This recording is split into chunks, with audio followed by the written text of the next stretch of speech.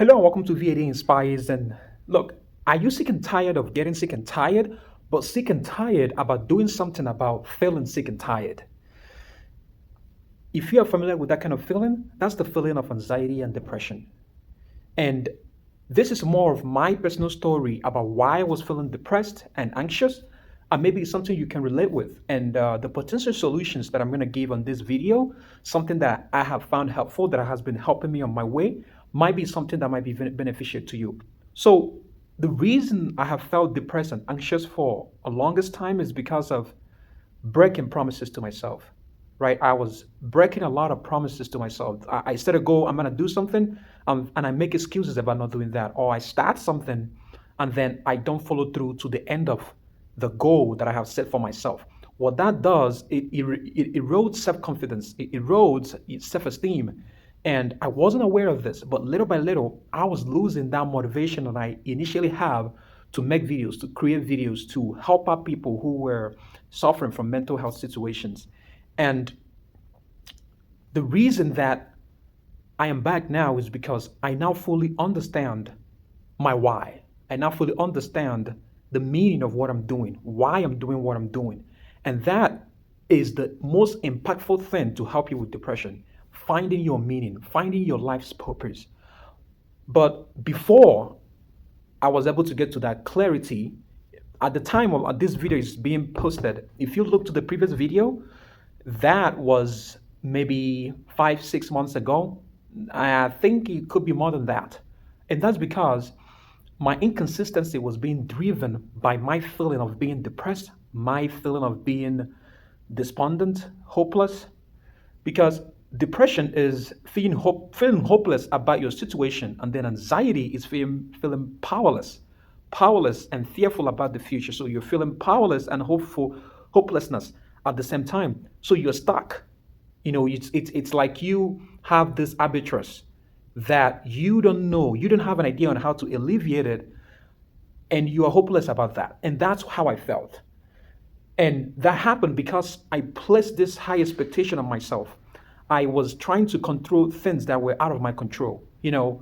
How many views am I going to get on this video? That affects me, and that affects my motivation of doing the videos. And then I'm depressed that, oh, it's not going to work out. Why try it anyway? I mean, it's pointless, right? And I have that belief that I have to be famous, I have to be popular in order to feel valuable. My emphasis was placed on something outside of my control, right? And another thing, and then the idleness of feeling stuck. Because when you're confused, you stand still.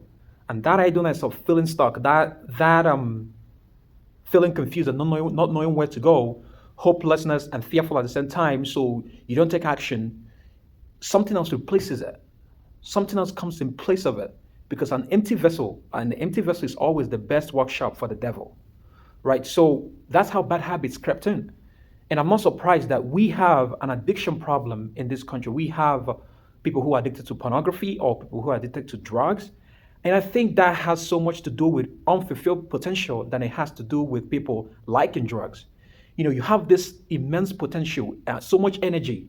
And when you have that thought of hopelessness in your head that things are not going to work out anyway, why even engage in trying to make your life better or improve your life? You don't take action because you think that action is not going to work. And with all that energy you could be using to do something productive, now you find a way to release that energy and that pain you're feeling for not doing. And you want to numb that pain. So you find a way to drugs, pornography, and my addiction is something that I'm still working through. And as I come out the other side, I mean, a little bit better, then I can share my journey towards that. And that was part of things that I turned to because I was afraid to take action that it wasn't going to work. And I was afraid that it was going to get worse, but paralyzed to do something about it. So that's the reason I was depressed. That's the reason I was anxious. And that those unfulfilled potentials turned into bad habits. Excessive TV watching, Hulu, Netflix, all those stuff. And then the pain after is something that was unbearable. I knew I could be doing more and I wasn't doing more. And that's a difficult pain to admit because it's easier to stay that way. I'm familiar with that pain. It was unbearable, but it was familiar. The environment was toxic, but it was recognizable for me. So I was afraid of change. I was afraid to grow. And I was, out there giving all this advice about changing your life and mental health and all that. So that cognitive dissonance was too heavy for me that I just simply decided to stop for a while. And now that I'm coming out for fresh air again, with much more clarity of what my purpose, my meaning is supposed to be, I'm placing a lot of emphasis on the things that I can control and the things that I want to do. And my meaning now that I know about it, is to help people who have this unfulfilled potential, who have this raging energy and raging dreams and goals, but feel that it's impossible for them to get there. And that's an example I want to set. I no longer want to talk about it. I want to do it. I want to be it. So I'm not telling you that I have the magic formula for depression and anxiety for you to get out of it. But I'm telling you right now what has been working for me for this past 2 weeks. And that is focusing on my goal, focusing on my vision, understanding the things that were out of my control. So you can begin as simple as taking up exercise routines, right? You do something and then you feel proud about it. You did an exercise for 1 week. Look at me, I'm proud of myself. That's a specific goal. That's something to motivate you to do something more. So, for example, when I decided to face my fears, the fears of that is not going to work out, the fear that I'm not doing enough, the fear that I'm going to end up taking action and it's just going to be a waste. When I started to confront that fear, I started exercising, right? I took up exercising and now I took up boxing, and it's not that I love boxing as a sport, but it's that I just want to fight.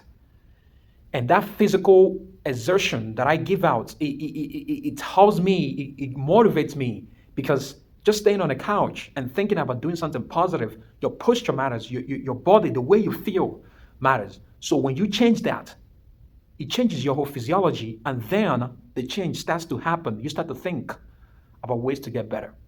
And then I'm now currently learning Spanish, and I'm going to school. So these are the things that I am doing that has been helping me. That is even the reason that I am doing this video. I couldn't do this video if I was still feeling despondent, if I was still feeling hopeless, if I was still feeling that I was just reading and giving additional advice from this book without actually living it. So as I'm making progress, I want you to come join me on that journey to make that same progress. So let this be a kind of a wake-up call for you as it was for me. And maybe, who knows, think about the change you could make if you really put your mind to something. Think about the possibilities. Even though you're depressed, despondent right now, trust me, it is a feeling.